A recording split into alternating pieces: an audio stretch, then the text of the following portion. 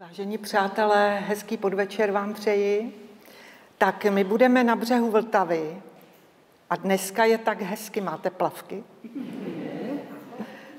No, já dám hned první obrázek a musím vám říct, jak se budeme pohybovat. My budeme totiž skákat. Skákat v čase, ne do vody naštěstí. Skákat v čase a z jednoho břehu na druhý. Tak snad to zvládnete, pevně doufám. Je takovou milou skutečností, že když vznikla fotografie po polovině 19. století, tak pražští fotografové, první fotografové Prahy, by se spíš dalo říct, zachytili ještě Vltavu v té podobě, a hlavně ty břehy a to, co na nich bylo, v té podobě, v jaké ty břehy byly několik staletí předtím. Čili vlastně zakonzervovali ten obraz těch vltavských břehů, jak fungoval v 18. století a někde i ještě ve stoletích starších. Ale potom, po té polovině 19. století, v 70. letech, 80. letech se všechno během 2 desetiletí změnilo. A my právě tuhle proměnu budeme sledovat. A půjdeme od Vyšehradu po proudu řeky. Tak jako Bedřich Smetana vstoupil do Prahy Vyšehradem, tak my půjdeme také od Vyšehradu. Vyšehrad, tady vidíte Vyšehradskou skálu. A samozřejmě víte, že Vyšehradská skála tvořila jakousi bariéru, že se nedalo dál projít vlastně po břehu. Takže když někdo chtěl z toho nového města, tady horního nového města, někam do Braníka, tak musel přes Pankrác a podobně. Takže to bylo velmi jako složité. Tady ten poslední domeček pod tou skálou, takový ten nízký, to je převoznický domek, takže to byla taky možnost, že jste se mohl nechat převést okolo skály do Braníka, nebo Podolí, nejdřív do Podolí asi.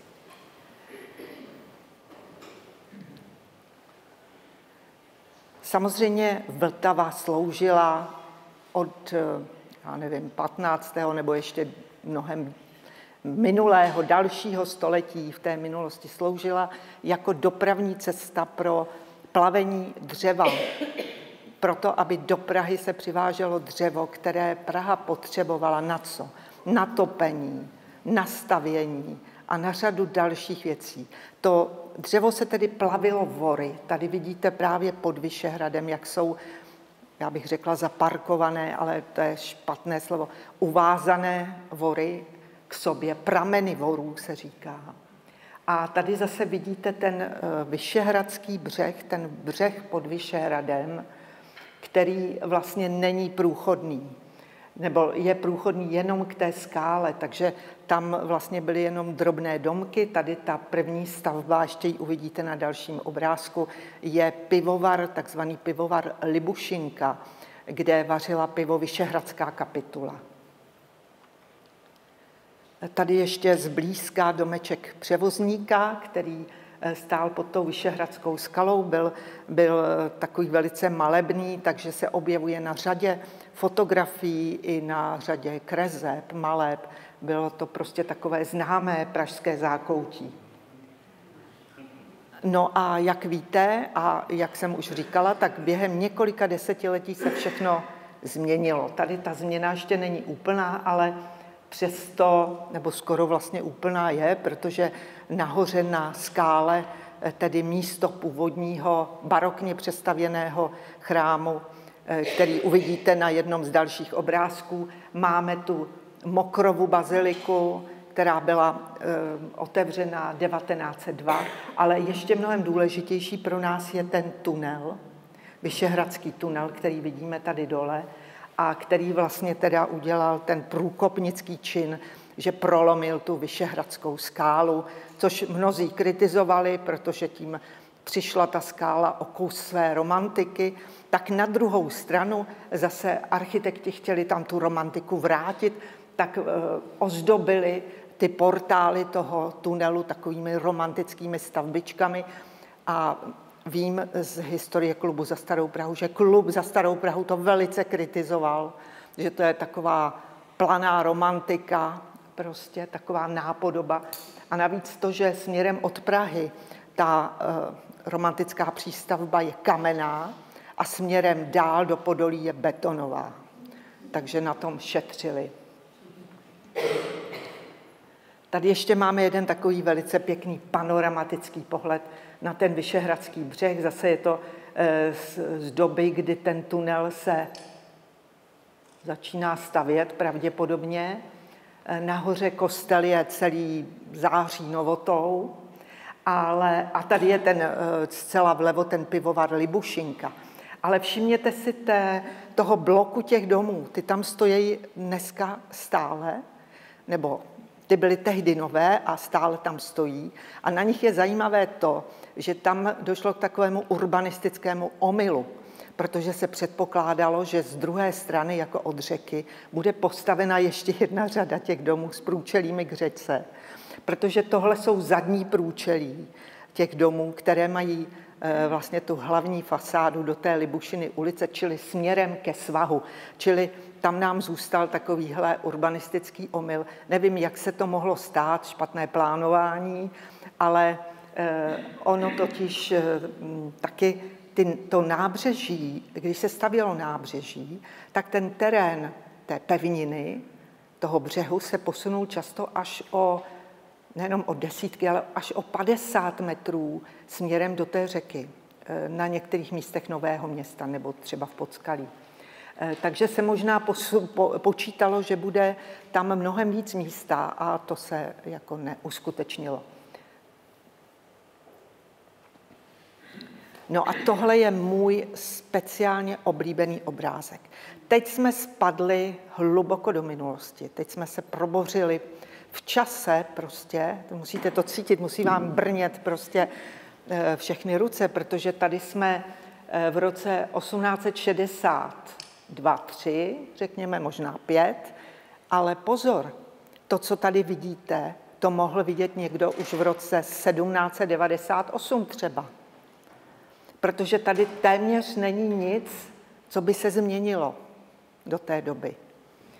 Je to pohled teda na Podskalí od vlastně,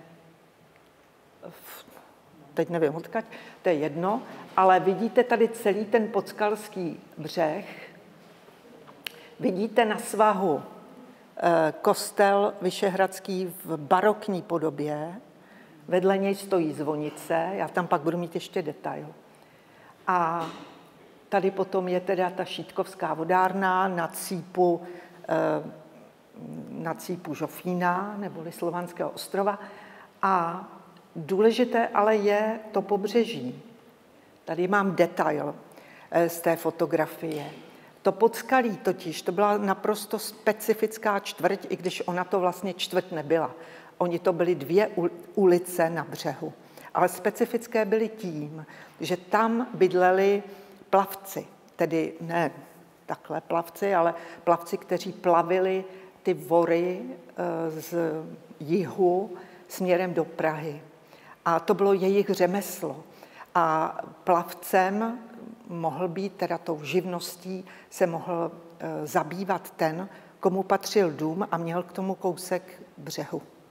Takže to byli ti skuteční plavci, kteří pak zase si najímali posádku a odněkať z jihu prostě připlouvali s těmi vory do Prahy.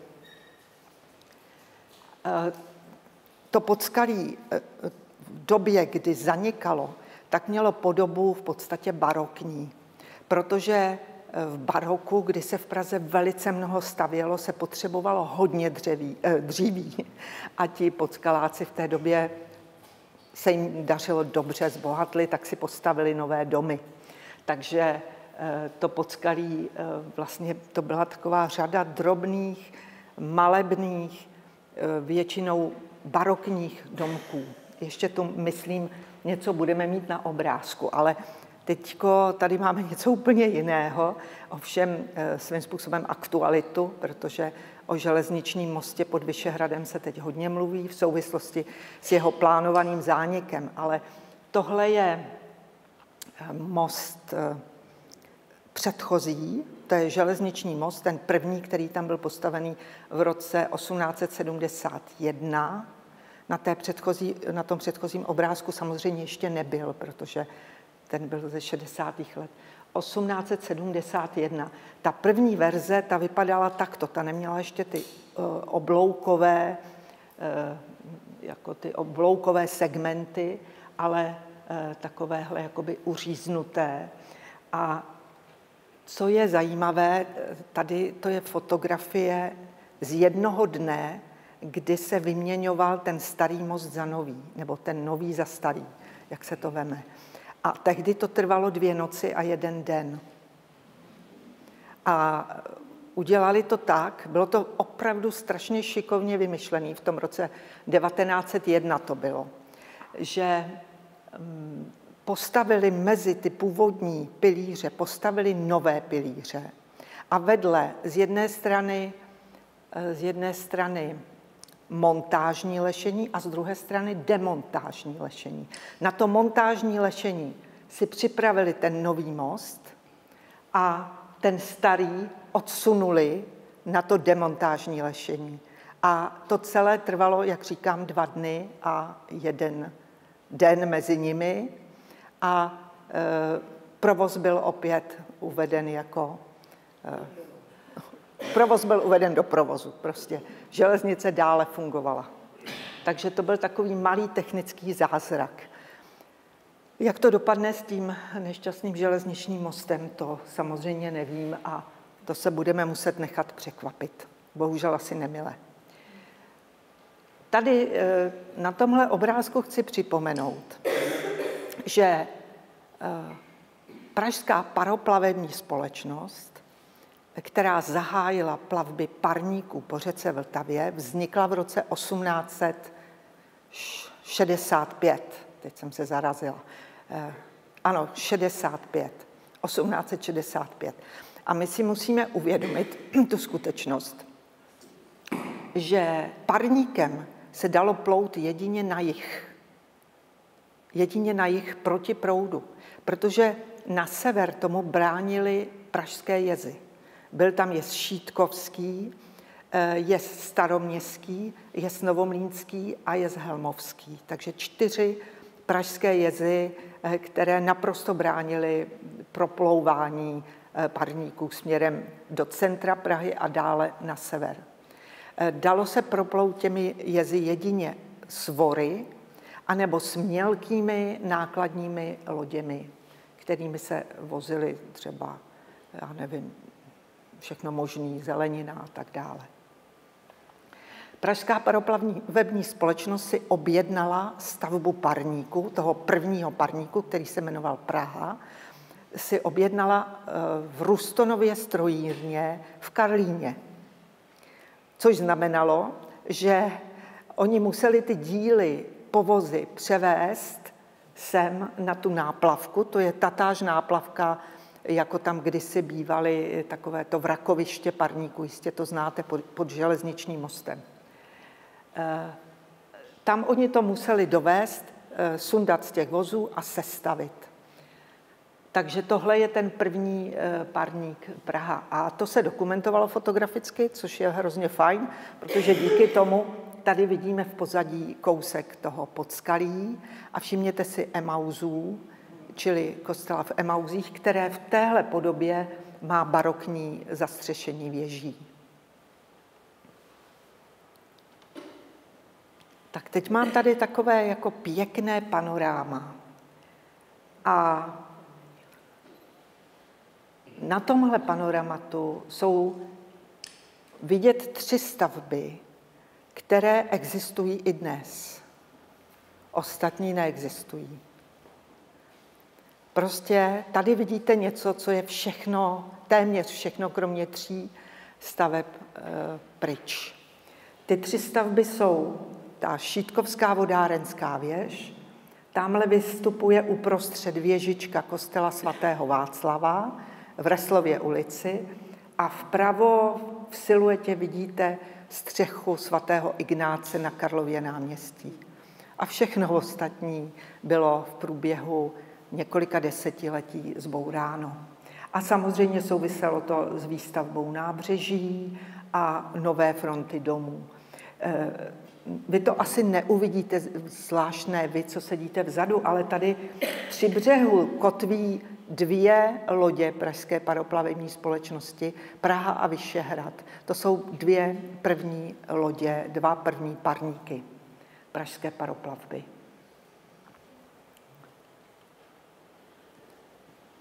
A teďko máme ještě jinou variantu. Nahoře je stejný obrázek, který jsem promítala před chvílí, kde byly ty 3 stavby, které do dneška existují. A tady dole máme, čili to nahoře mohlo být tak 1866 a tady dole jsme přibližně 1910 třeba si tipnu. A čili to je nějakých 40 let mezi tím, nebo 45. Tady je postavené nábřeží, u něj kotví ty parníky a parníčky, to už potom se jako objevily další společnosti, ale domy zase jsou tady všechny nové. Čili to je už ta zástavba nábřeží. Jo, a já jsem se vás chtěla zeptat, jestli byste věděli u toho dolního obrázku, co tam chybí. No ten tam chybí, ano, ten v té době, jasně, samozřejmě, tančící dům chybí. Jiráskův most, jo, protože se díváme z Palackého mostu, z mostu Palackého a tam ještě přibyl potom Jiráskův most. Tak tady ještě jednou trošku koukneme na to historické Podskalí. Vidíte tam Podskalskou celnici. Podskalská celnice proto, že tam se vybíralo clo, teď to slovo clo slyšíte všude, že jo? Vybíralo clo z těch připlavených vorů, z toho dřeva přiváženého do Prahy. Do roku 1771 se tam vybíralo to Nové Město. Pak to Josef II., protože byl osvícený panovník a věděl, že se mnohem líp žije bez cel, tak to zrušil. A už se pak nevybíralo clo ze dřeva, ale vybírala se tady potravní daň, čili takzvaný akcíz. Když jste si přivezli slepici nebo husu do Prahy od jihu, tak jste zaplatili nějakou potravní daň. A když jste pluli, to je taková zajímavá věc, když jste pluli parníkem s tou slepicí, tak k vám připlula loďka, teda ne kvůli vám s tou slepicí, ale prostě připlula loďka té celní správy a oni se podívali tedy, kdo má co k proclení v tom parníku. No, tak tady vidíte ty domečky, byla jich teda ještě delší ta řada a každý z těch domečků na břehu v té Podskalské ulici měl kus toho břehu a tam měl ohradu s dřívím. A to dříví se zpracovávalo buď to tady, anebo v nějakých velkých dřevných ohradách, kde to dříví odkupovali vlastně ti podnikatelé a dál ho prodávali. Tady ještě jeden obrázek z Podskalí. Tady pak máme takové dlouhé šífy, nákladní lodě, které vozily třeba písek nebo kamenivo nebo prostě jiný stavební materiál.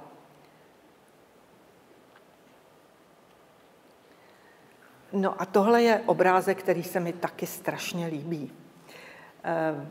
Vy na něm vidíte spoustu zajímavých věcí. Tak začneme tam z toho druhého břehu. Podívejte se, to je Smíchov, jak to bylo průmyslové město. Jo? Vidíte těch komínů a tam byly ty známé smíchovské kartonky, které potom později byly zbořené. Dneska je to vlastně celé zastavěné zase obytnými domy. Pak to vidíte Palackého most, který byl nový v téhle době, to je tak 1878. Ne, to musí být ta fotka pozdější teda, protože se tu staví už nábřeží, ale neřeknu vám teď z hlavy, z jakého je roku.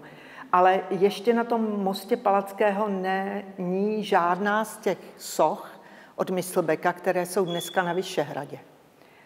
A je taky zajímavé, protože se obecně ví, je to napsané někde v různých knížkách, kdy která socha byla osazena na tom mostě, tak se podle toho dají ty snímky docela dobře datovat, pokud obsahují právě most Palackého.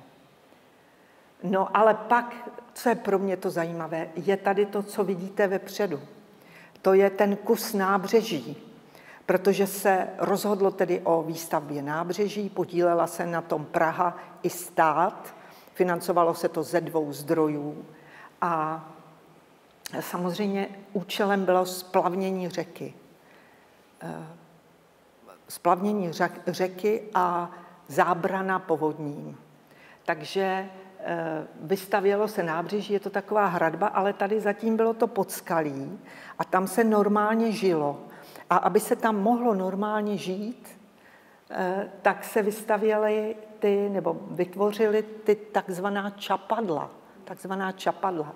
To jsou ty průchody, tady to byl vlastně ještě průchod a tam tudy vlastně oni třeba přicházeli k řece a přicházeli k těm vorům a tak dále, obhospodařovali tu svou živnost, aby nemuseli, jinak to vlastně nešlo, jinak by se tam nedostali k té řece.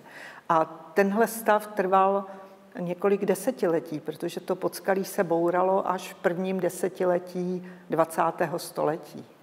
Jo, nevím, jak si to ti podskaláci představovali, že se to nikdy nezbourá, třeba to nevím, ale prostě trvalo to delší dobu, než vlastně to zaniklo.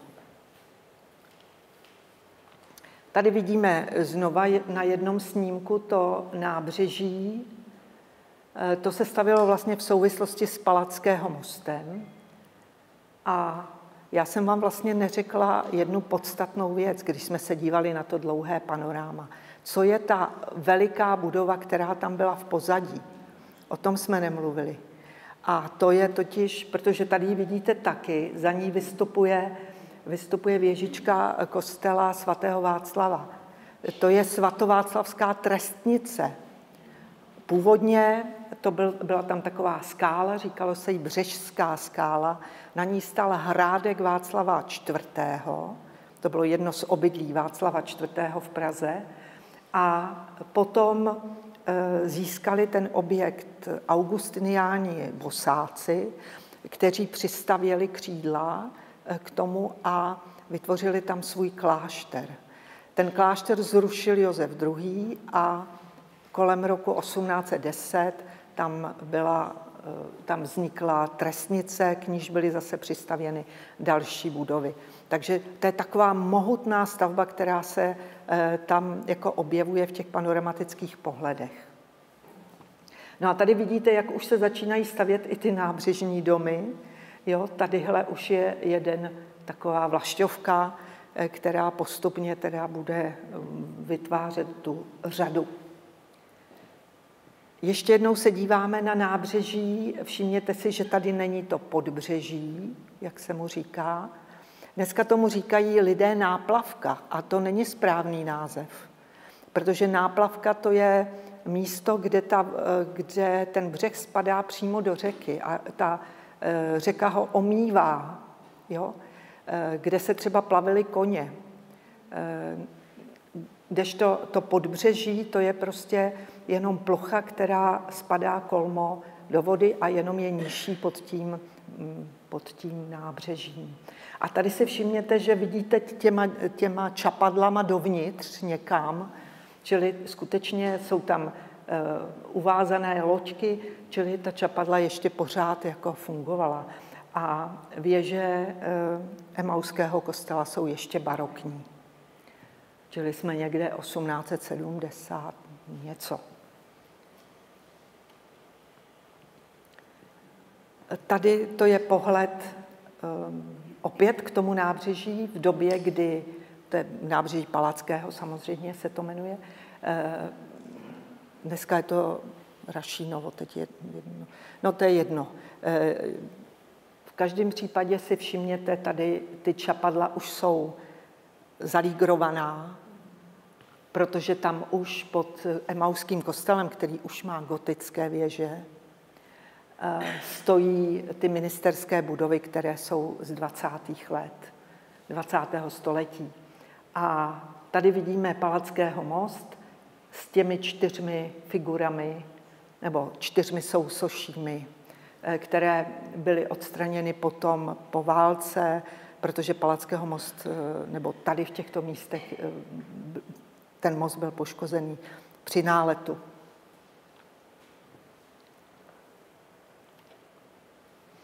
Tak, teď se chyťte klobouky, zase padáme do minulosti.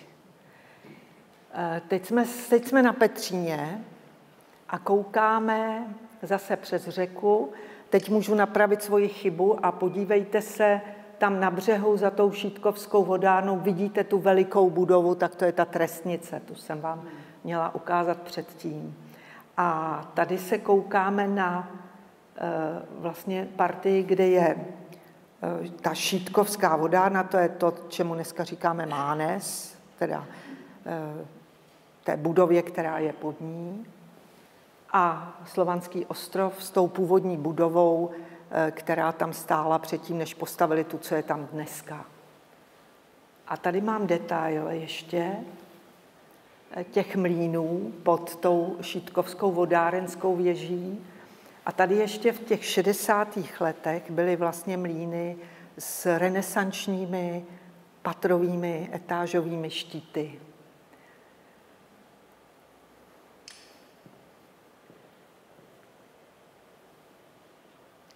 A tady jsme skočili, teď nejsem schopná to snad ani spočítat o kolik, a tak o 60 let. A za tou věží už vidíte zase novou zástavbu a ty mlýny jsou přestavěné do podoby takové té romantické mlýnské novogotiky. Oni totiž ti mlynáři, já celkem nevím, co je k tomu vedlo, ale často ty mlýnské skupiny i v Praze, na jiném místě, v Petrské čtvrti a podobně, mají fasády z takové prostě romantické, v takové romantické novogotice, taková jako hluboká, jo, abyste si to uměli představit. A prostě to se mlynářům strašně líbilo pravděpodobně. A velmi často ty svoje budovy, když je přestavovali, tak je vybavovali a to i dlouho potom, co tenhle sloh byl normální, co znamená někdy v polovině 19. století oblíbený, tak ještě v té druhé polovině 19. století oni pořád tam sázeli tu novogotiku. A velmi rádi taky umísťovali na ty fasády svoje jména. Takže Veselý třeba tady, nebo Vávra, a často tam byl i letopočet, kdy ta budova byla postavená, což samozřejmě nám dělá dobře, když to víme. Tady se díváme z Myslíkovy ulice na budovy mlýnů, těch šítkovských mlýnů. Ty tam takhle zůstaly a potom tedy byly zbourány a postavila se tam ta funkcionalistická budova Mánesa. Spolku Mánes. Teď si zase trošičku ponoříme hlouběji do minulosti, zase se posouváme kousíček směrem po proudu. A tohle, co vidíte, je dá se říct, boční rameno, nebo jak by se to dalo říct, nevím jinak, mezi břehem Nového Města a Žofínem. V pozadí máte siluetu Národního divadla, takže se orientujete jistě dobře. Je tam i taková ta lávka, která vede na Žofín, ale ten břeh, to jsou prostě takové industriální stavby, přístavby, dřevěné, všelijaké. A ty kůly, které vidíte před sebou, ty zbyly po 2 skupinách mlýnských budov, mlýnů šerlinských a horních lodeckých, které vyhořely. Ty vyhořely někdy v roce 1860 a dlouho teda na jejich místě nebylo nic postaveno, až v 80. letech 19. století byly postaveny znova horní lodecké mlýny. Lodecké mlýny se říká těm mlýnům proto, že oni neměli vlastní jez, náhon od jezu, ale využívali proudu vody z mlýnů, které stály proti proudu před nimi. Takže tady my se díváme na tuhle partii od šítkovských mlýnů, které měly jez, čili měly i pěkný proud vody, a ty mlýny, které dřív stávaly tady, využívaly právě tu vodu z těch šítkovských mlýnů. Teď se podíváme obráceně. Jenom bych chtěla vysvětlit, nepředstavujte si, že na tom břehu to byly jenom mlýny na mletí obilí. To byly mlýny, dá se říct, prostě vodní kola, zařízení s vodním kolem, které třeba řezali dřevo, nebo klepali koberce, nebo to byly hamry, čili kovárny. Jo? Takže spousta činností, řemeslných činností se dělala s pomocí vodního kola. Takže proto tady vidíte všude takovéhle nějaké domy, které nevypadají jako městské obytné domy. A je to velice romantické. A kromě toho tam byly třeba jirchárny, to znamená, vydělávala se kůže a ty potřebovali jednak té své činnosti vodu a jednak potom nějaký odpad vylévali do vody. A já vidím, že musím trochu zrychlit, protože čas běží. A my jsme pořád ještě tady. No. Tohle jsem zařadila jenom proto, abych vám názorněji ukázala o tom, co jsem teď mluvila, o těch mlýnských skupinách u toho Žofínského ostrova. Tohle je z aplikace Dvě Prahy, nevím, jestli ji znáte. Vřele doporučuji si s ní pohrát. Na internetu zadáte dveprahy.cz, je to aplikace Institutu plánování a rozvoje města IPRu.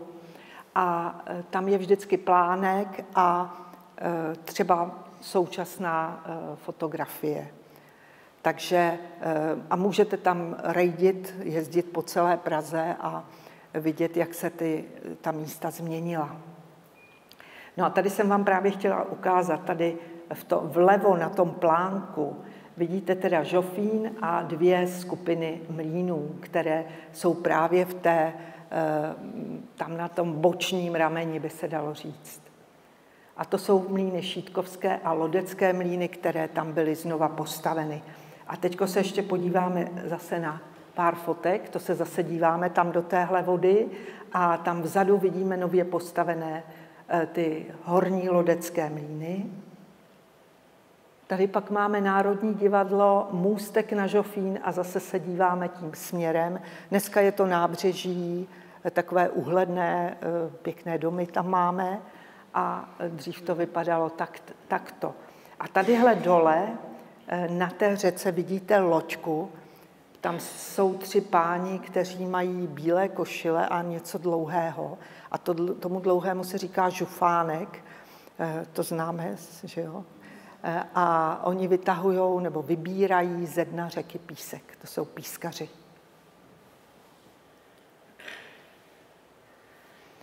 Jug na protější břeh. Tohle je Smíchov, Smíchovský břeh. Ta věž, kterou vidíte, je Malostranská vodárenská věž.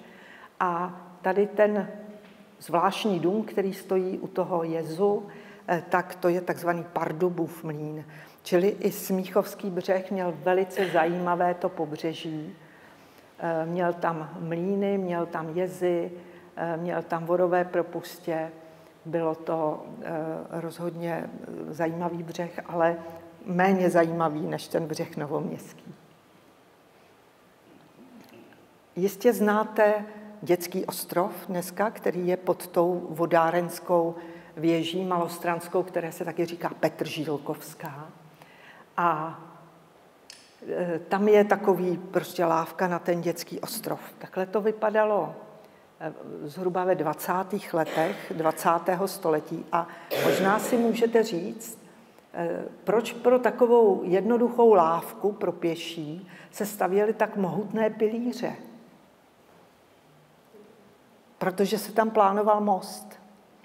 Tam se plánoval most z Myslíkovy ulice do těchto míst na Smíchovském břehu, ale nakonec se usoudilo, že bude lepší postavit most tak, jak je dneska postaven most Jiráskův. Takže váhalo se mezi těmito dvěma lokalitami a nakonec zvítězila teda ta dnešní, co je Jiráskův most. Ale ty pilíře mohutné tam zůstaly. Tak, teď zase z těch 20. let si poskočíme do minulosti a trošku se posuneme. Jsme na Petříně, koukáme na protější břeh. Pod sebou máme Střelecký ostrov a ten přes něj tedy vede řetězový most. Ten řetězový most vznikl jako produkt akciové společnosti pražských měšťanů, průmyslníků a podobně. A to začali ho stavět v roce 1839. Já myslím, že to byl moc pěkný most. Je velice jako půvabný. Oni využili ten Střelecký ostrov, takže nemuseli zakládat ty pilíře do vody. Bylo to tedy jednodušší a levnější. Ale byla to oblíbená oblíbená technologie těch řetězových mostů, která přišla z Velké Británie. A prostě tady tomu místu velice slušela. Za tím mostem si všimněte po pravé straně, tam ještě nestojí Národní divadlo. Díváme se v roce asi 1862, ale stojí tam už prozatímní divadlo, čili možná 1863, asi tak, v tomhle roce se tady stojíme. Je tam prozatímní divadlo. A po té levé straně vidíme tedy nábřeží. A to nábřeží tady krásně vidět názorně, že nevede jenom k tomu mostu, ale vede až vlastně za něj, až téměř tam k tomu můstku na ten Žofínský ostrov. A na tom nábřeží byly postaveny klasicistní domy, které tam stojí do dneška a kašna se sochou Františka I., protože to nábřeží i most se jmenovali Františka I.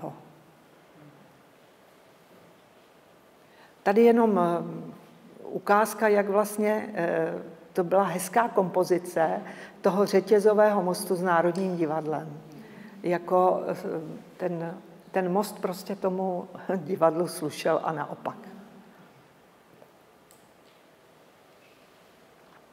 A tady dvě takové momentky dobové, právě z řetězového mostu. On tedy na konci 19. století, kdy už fungoval těch 60 let, tak lidi se přes něj teda nebáli úplně chodit, ale tramvaj se přes něj jako nezavedla, protože on se údajně trošku houpal, když tam třeba projel povoz a lidi se toho báli, takže nakonec byl tedy odsouzen k výměně a vznikl tam most nový. Tohle je právě okamžik, kdy je přestavován, nebo spíš demontovány ty věže toho starého mostu a je tam stavěn most nový. Tady ho máme v době, čili to je ten most, který dneska je to most legií. Tehdy to byl taky most Františka I., když se postavil. Procházka. No. A vedle v době výstavby byl postavený provizorní dřevěný most, aby vlastně lidé nebyli ochuzeni o tuhle možnost přejít přes řeku na tomto místě. Most nový byl navržen Antonínem Balšánkem. A teď hádejte, zase jsme si skočili do minulosti, zase jsme v 60. letech, čili nejstarší fotografie pravděpodobně tohoto místa. Díváme se na Sovovy mlýny, tady pod námi, na Staroměstský jez a na skupinu staroměstských mlýnů, které ještě nevidíme v té úplně dnešní podobě, protože oni ještě prodělali jeden požár. Oni totiž vůbec mlýny měli strašnou smůlu, protože samozřejmě se svítilo nějakými loučemi nebo prostě nějakým otevřeným ohněm a ty boudy, ve kterých byla ta vodní kola, tak byly dřevěné. Takže se mohlo stát, velmi často se stalo, že ty mlýny vyhořely. A staroměstské mlýny vyhořely v 19. století dvakrát. 1848 to nejvíce postihlo tu pravou část vedle věže a potom 1878 a to postihlo tu levou část. Takže potom vždycky se ty mlýny přestavěly a můžete si všimnout, já se podívám, co mám jako další obrázek. Ne, to nevadí, to si potom řekneme u těch mlýnů. Zajímavou kapitolou jsou ty pražské jezy a jejich konstrukce pražských jezů, která je pro Prahu typická. A to si taky ukážeme u jednoho z dalších obrázků. A tady se díváme na Malostranský břeh. A tady vám prozradím jednu datační pomůcku. Podívejte se na chrám svatého Víta. A pokud tam má ty 3 věžičky na té střeše, 1, 2, 3, tak to je před rokem 1870, ta fotka. Takže tohle je, ale víme, že je to kolem roku 1865. A vidíme tedy ty Sovovy mlýny před tou přístavbou, která tam ale už dneska není. To si za chvilku ukážeme. Vidíme Lichtenštejnský palác, ten už má zvednuté 1 patro, ten měl původně jenom 2 podlaží.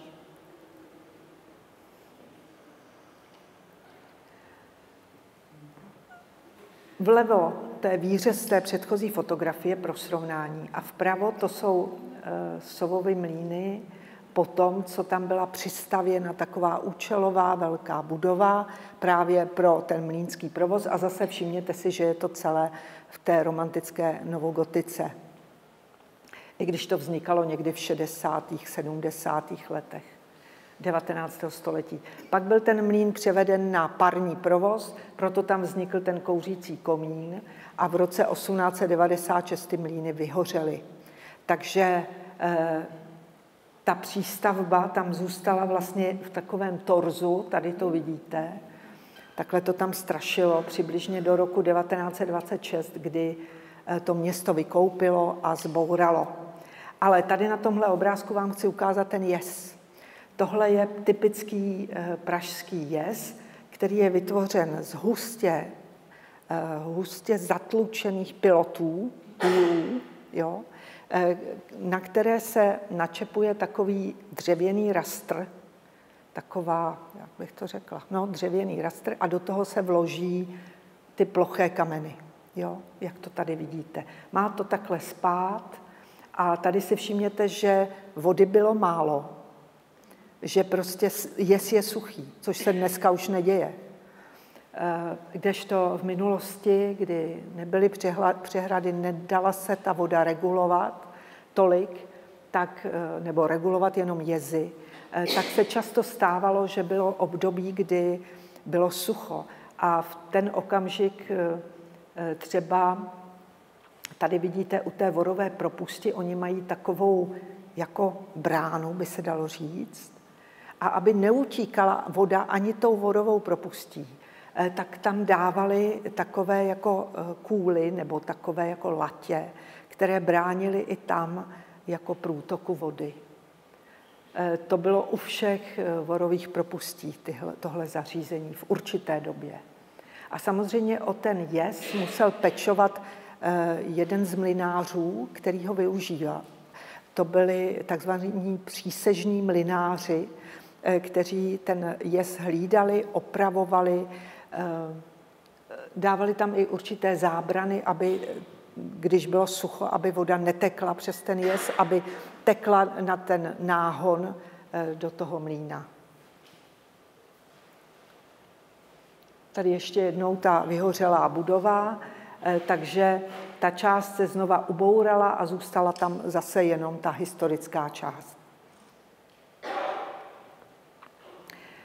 Tady ještě jednou ty staroměstské mlýny a já jsem říkala, že v roce 1848, když vyhořely, tak to postihlo hlavně tu pravou část od té věže a tehdy byly postaveny v tomto slohu, který se dochoval do dneška, zase je to ta mlynářská novogotika, kdežto ty mlýny nebo ty mlýnská stavení, která jsou vlevo od té věže, tak ty postihl požár 1878, je to furt na ty osmičky, a ty se pak postavily vlastně nově a tam taky vznikla ta vodárna v tom novorenesančním slohu od Antonína Víla, kde je dneska to muzeum Bedřicha Smetany. Vlastně jsem si uvědomila, že to bylo chytré, že postavil tu budovu v tom renesančním, ve slohu české renesance, protože to bylo také typické pro ty mlýny. To uvidíme teď na konci, až se dostaneme nakonec u mlýnu Helmova například. Ten měl taky takové prostě štíty několika patrové. Musíme se zmínit o povodních, protože povodně, stejně tak jako sucho, tak Prahu postihovaly povodně. To sucho teda bylo mnohem častější. Tohle je pohled na nakupené dříví při povodni v roce 1872. To je taková fascinující fotografie, jak tam připlulo všechno, včetně té boudy a člunu. Ale most zůstal zachován. Kdežto v roce 1890 v září to dopadlo takto. Prostě to dříví, které se valilo s tou vodou na most, tak vlastně vymlelo ty pilíře a ten most se protrhl. Z té situace existuje mnoho fotografií, protože ona byla tak katastrofická, že to fotil každý. Každého to bavilo to fotit.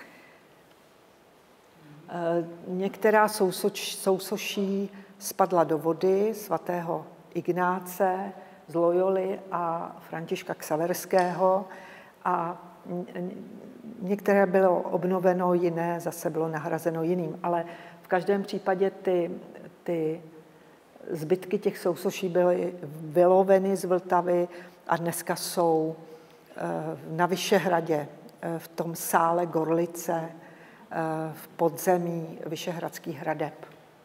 No a tady si všimněte vpravo, to je zase provizorní dřevěný most u Karlova mostu, který se právě opravuje. A tehdy se přemítalo i o tom, jestli se nenahradí ty 3 zbourané oblouky, ty poničené oblouky, pouze 2.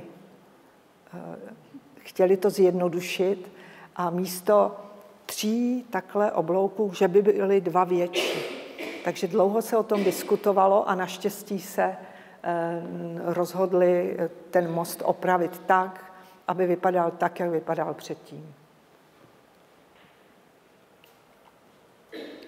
Kaplička na mostě. Když jsem viděla poprvé tuhle fotografii, tak jsem nebyla schopná vůbec určit, kde to je. Hledala jsem po Praze všechny sochy svatého Jana Nepomuckého, kde by u nich byla takováhle kaplička. A pak mě teprve někdo poučil, že vlastně tyhle kapličky se provizorně stavěly na mostě u toho svatého Jana Nepomuckého od Brokova, který je na Karlově mostě.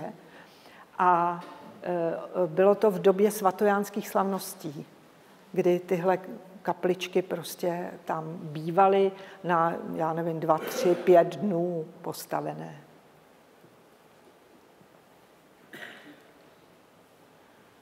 Tak, posuneme se kousíček dál a klesáme opět v čase do 60. let 19. století. Tady, kdybych se vás zeptala, jaký chybí most, tak chybí Mánesův most. Díváme se jako z hradního svahu přes Valdštejnskou zahradu, tady v popředí, směrem k náměstí Jana Palacha. Jo? Není tam nic, co by připomínalo to dnešní náměstí, protože vlastně je to břeh, kde je ohrada s dřívím a vlevo jsou nějaká donucovací pracovna, káznice a takováhle zařízení prostě na tom břehu, na té periferii vlastně byla. Pak se tam postavilo Rudolfínum. To je vlastně ještě jedna z vlastností té změny funkce břehů v Praze. V těch 60. letech ta řeka sloužila. To byla vlastně k tomu, aby vytvářela energii a dopravovala zboží a tak dále. Během těch 10 letí se to diametrálně změnilo a řeka je k ozdobě, tady ještě ne teda, k ozdobě a k stavění luxusních krásných domů na jejím břehu. Prostě ta funkce řeky v našem životě se úplně změnila. Už ji nepotřebujeme k tomu, aby nám vytvářela energii, ale těšíme se, sportujeme na ní, procházíme se kolem ní. Tehdy kolem těch jircháren a různých těch mlýnů, hamrů, pil by se nikdo neprocházel tak pro potěšení.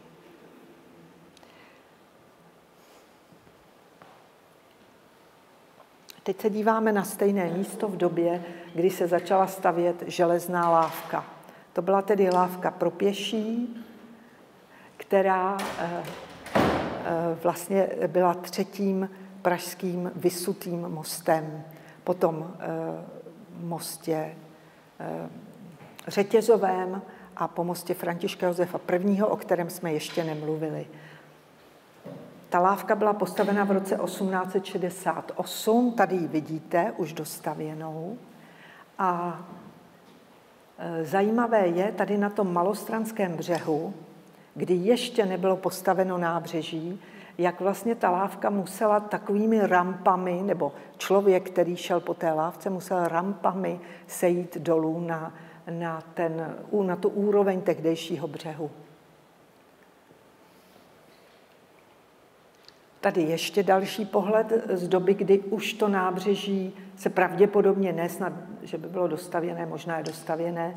A v ten okamžik ta lávka se také zkrátila, protože to nábřeží vstoupilo do té řeky a ta lávka už se dostala na tu úroveň toho břehu, který byl tedy zvýšený tím nábřežím. Všimněte si nahoře svatého Víta, už tam 3 věžičky nejsou, takže jsme po roce 1870. Tady ještě další pohled na lávku v době, kdy se dostavoval Mánesův most. Vzniklo několik takovýchhle unikátních fotografií s tou dvojicí mostů. Takže to je jedna z nich. A co uděláme teďko? Zase hub s časem do 60. let. Posunuli jsme se a díváme se z Letenského svahu na Staré Město. No, tak chrám Panny Marie před Týnem jistě poznáte v pozadí.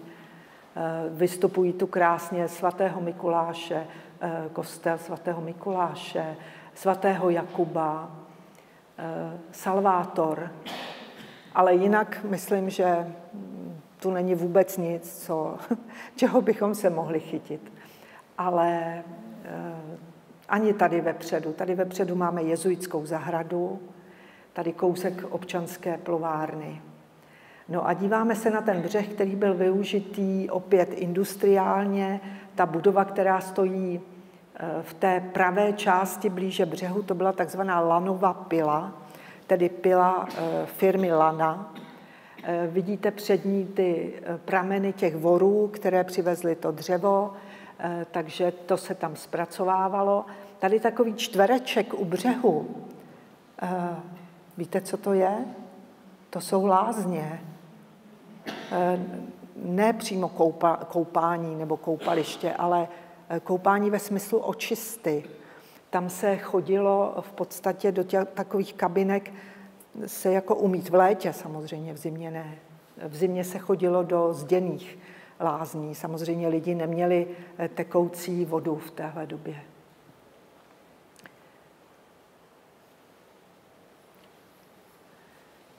Teď jsme se ocitli naproti, na to, na co jsme koukali, tak tam teď jsme se ocitli na tom břehu.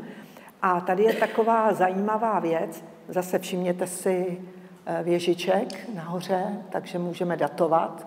Jsme v roce asi 1865, je to anonym, ta fotografie.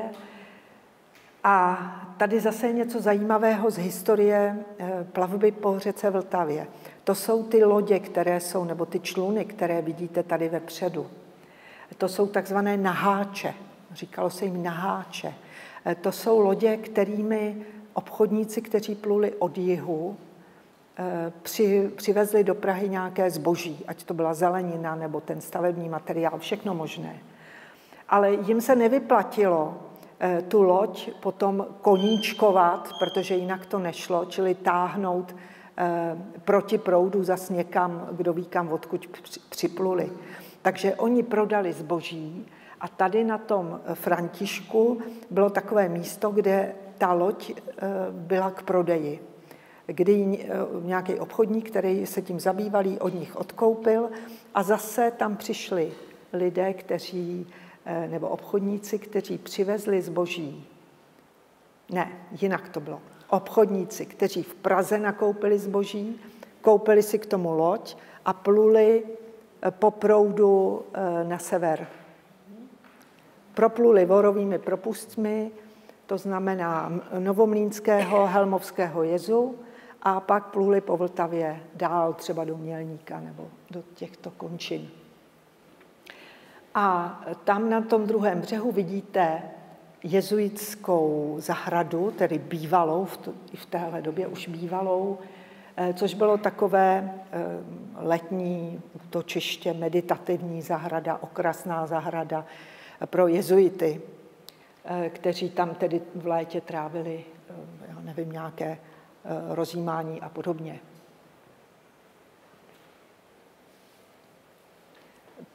Tady jsme prakticky na stejném místě, ale v roce 1896 si tak myslím.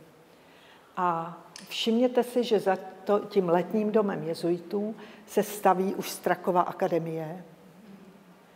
Takže jsme se prostě posunuli a tady si to můžete vlastně lehce zařadit, jako kde jsme.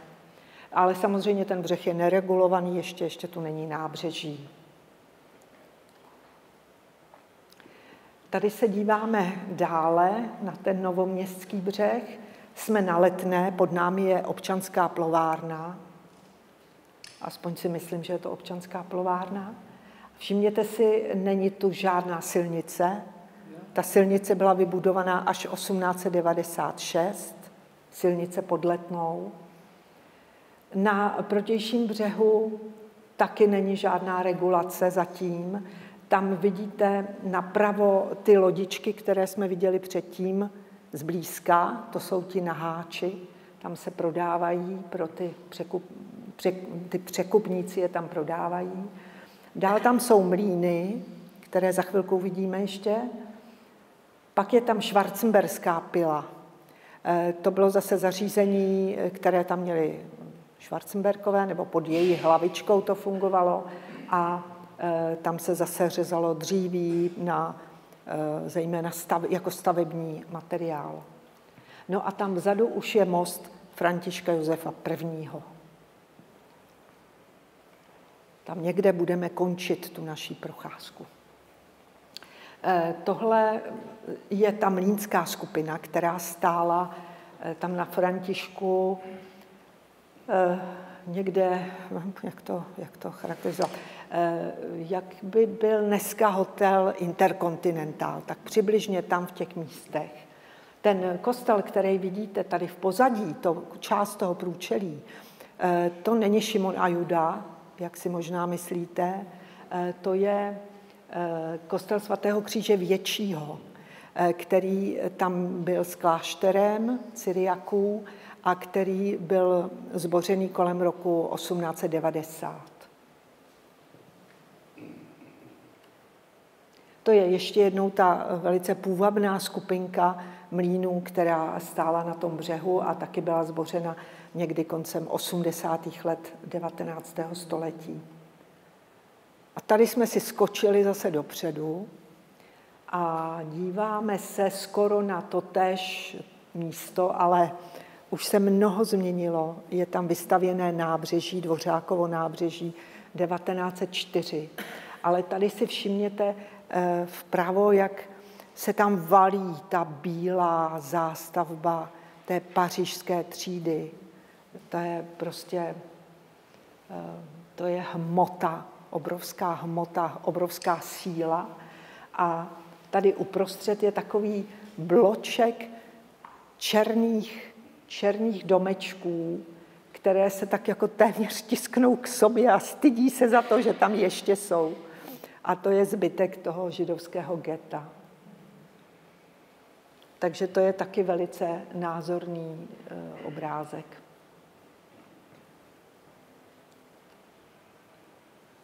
Teď se blížíme k poslední kapitole, předposlední kapitole našeho putování a to je most Františka Josefa I.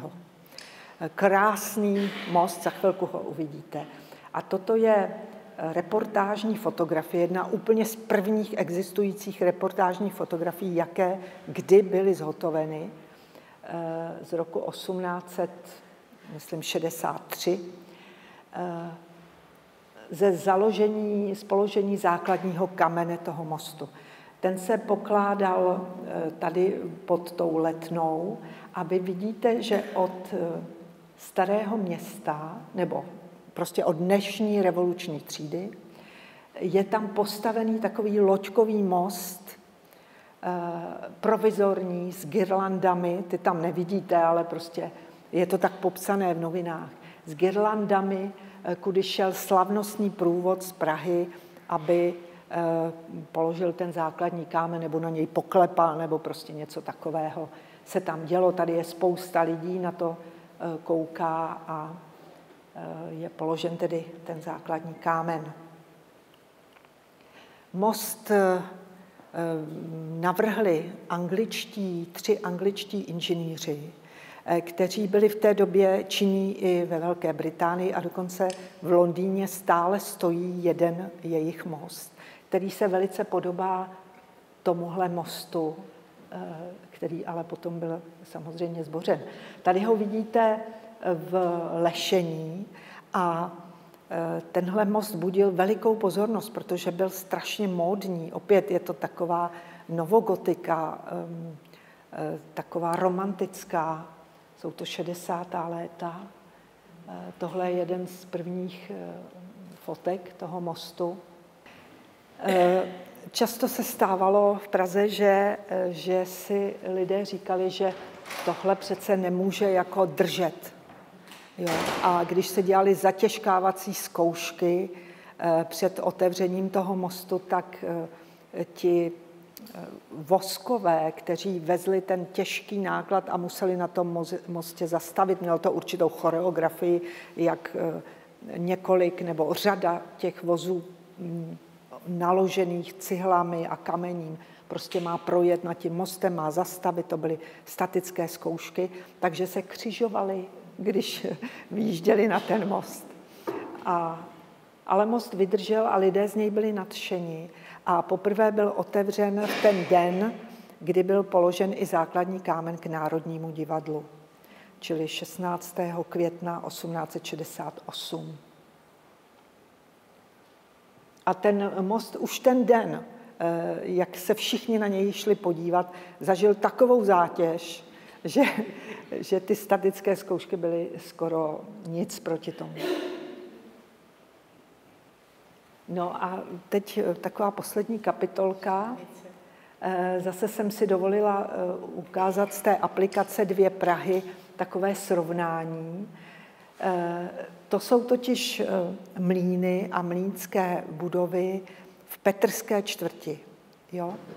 Čili na Dolním Novém Městě, kde máte nahoře ostrov Štvanici, pod ní je Korunní ostrov, ten už dneska neexistuje, Primátorský ostrov a od toho Primátorského ostrova máme 3 skupiny mlýnů. Nové mlýny, lodní mlýny, zase lodecké mlýny, ale tentokrát tedy dolní, a helmovské mlýny. To byly 3 skupiny, které vybíhaly do řeky, mezi nimi byly takové jako laguny a vedl k nim tedy Novomlýnský jez a ty lodecké neměly vlastní jez z druhé strany řeky a helmovský jez. A všimněte si na tom snímku té současnosti, že vlastně to dnešní nábřeží vystupuje hluboko do té řeky. Že vlastně část toho Primátorského ostrova, ne-li celý, byla pojata do toho parčíku, který je tam v Lanově ulici, to je Lanova ulice dnešní. A dokonce část toho Korunního ostrova tam pravděpodobně také zůstala.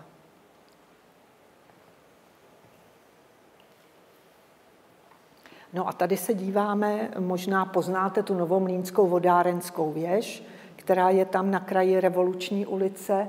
Tady vpravo je kousek toho mostu, takže se orientujete asi, kde to je.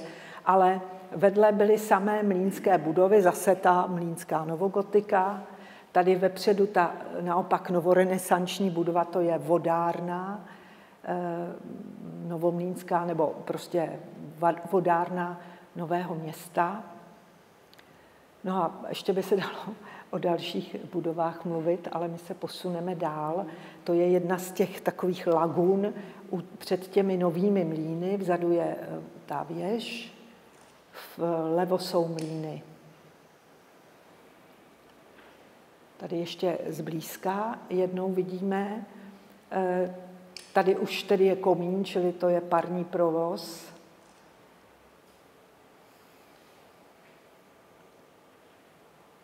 No a tady se díváme do zase té vodní plochy mezi Primátorským ostrovem a břehem Nového Města. To zase byla taková, podobně jako jsme to viděli tam nahoře za Národním divadlem, zase taková jako romantická, teda pro pohled na fotografii. Ono, kdybyste tam přišli, tak to možná nic romantického nakonec nebylo.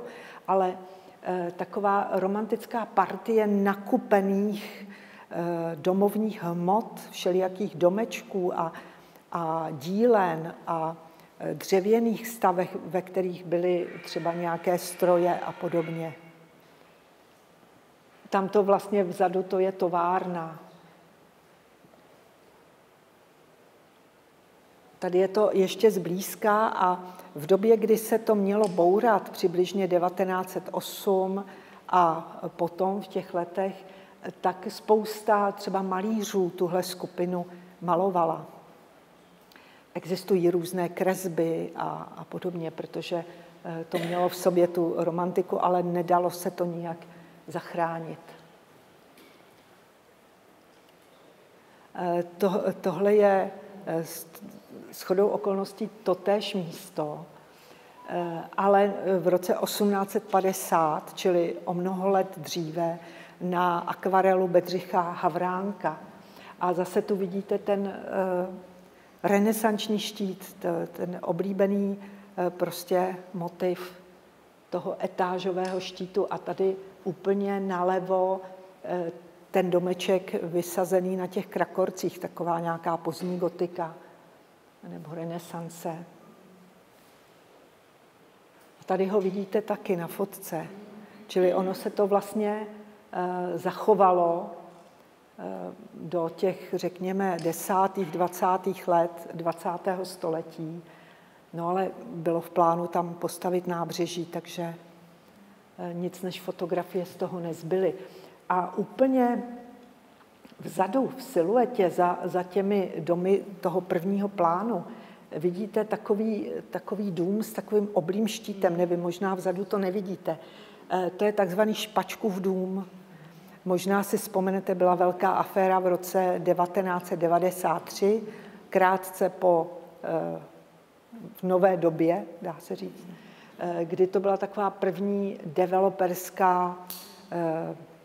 developerský záměr, který se boural, kdy se bouralo prostě v Praze a kdy jsme z toho byli úplně jako nepříčetní, že se bourá zdravý dům v centru města. To bylo takové jako veliké překvapení, že se to bourá kvůli penězům, že jo, zisku.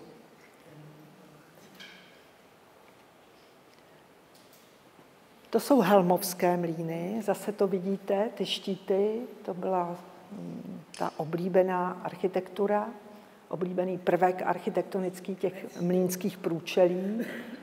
A ještě možná tady to máme jednou, ten helmovský mlýn. Totiž tahle, ta krajní budova na tom břehu toho helmovského mlýnu, ta se zachovala asi do roku 1924 a velice se usilovalo o to, aby zůstala zachována, protože při dobré vůli ona by, sice by tam tak trochu překážela, ale zachována asi být mohla.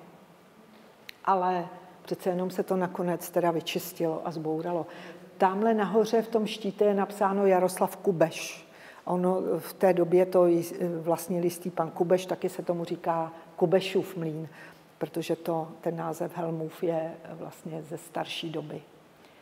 No a já se obávám, že teď už tady budu mít jenom poslední obrázek, který není z Prahy, to je už Karlín a je to jenom takový pá.